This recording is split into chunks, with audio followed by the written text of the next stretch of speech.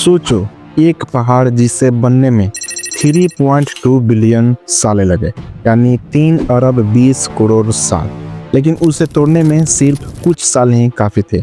ये सिर्फ पहाड़ नहीं बल्कि एक रेंज थी जो राजस्थान से लेकर दिल्ली तक सांस बनकर चली, लेकिन आज उसकी सांसें चल रही है या फिर चल चुकी है।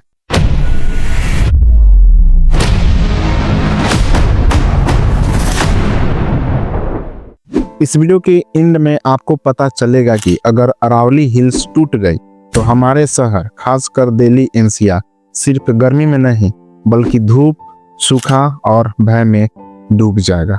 लेकिन सवाल यहाँ सिर्फ एक ही है, अरावली हिल्स को काटने वाला कौन है और रोकने वाला कौन है। नमस्कार दोस्तों, आज हम बात करने वाले हैं अरावली हिल्स की, जिसे इंडिया की बैकबोन भी कहा जाता है। ये पहाड़ियाँ इतनी पुरानी है कि जब हिमालय जन्मा भी नहीं था तब अरावली दुनिया में मौजूद थी।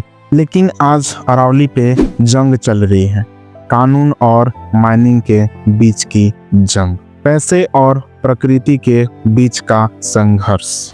चैप्टर 1, अरावली इतनी इम्पोर्टेंट क्यों है। अरावली कोई आम पहाड़ नहीं है, बल्कि अरावली राजस्थान से हरियाणा होते हुए दिल्ली तक आती है।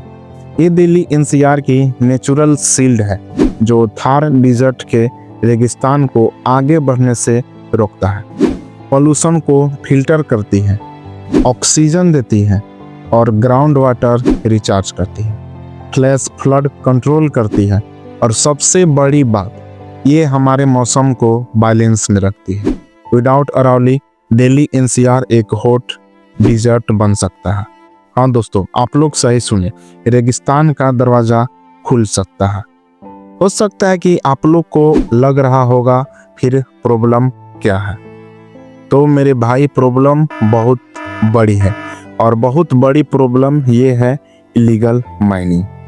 पिछले 7 साल में राजस्थान में 7,173 FIR इलीगल माइनिंग के खिलाफ हुई है। 4,000 प्लस FIR सिर्फ अरावली डिस्ट्रिक्ट में, मतलब FIR होती रही, माइनिंग रुकती नहीं, क्योंकि माइनिंग माफिया, पैसे और लूपहोल्स सब एक चैन की तरह जुड़ी है। अरावली को पहाड़ की तरह नहीं बल्कि एक ATM मशीन की तरह ट्रीट किया जा रहा है। Stone crusher, truck, drilling machine 24/7 hours पहाड़ तोड़ रहे हैं। एंड रिजल्ट, रेंज टूट रही है, पहाड़ कट रहे हैं, गैप्स बढ़ रहे हैं और जहां पहाड़ नहीं वहां mining allowed. Chapter 2, supreme court ने क्या बोला। सुप्रीम कोर्ट ने एक सिंपल सवाल पूछा कि अगर एक पहाड़ 100 मीटर का है और दूसरा पहाड़ 100 मीटर का है और बीच में जो गैप है, तो क्या बीच वाला एरिया अरावली नहीं। यही लूपहोल्स माइनिंग कंपनीज यूज करती है। इसलिए कोर्ट ने कहा, अरावली को प्रोटेक्ट करने के लिए एक क्लियर डेफिनेशन चाहिए। हो सकता है अगले कुछ महीनों में अरावली पर माइनिंग और ज्यादा स्ट्रिक्ट हो जाए। चैप्टर 3, अरावली के गिरने से क्या खतरा है।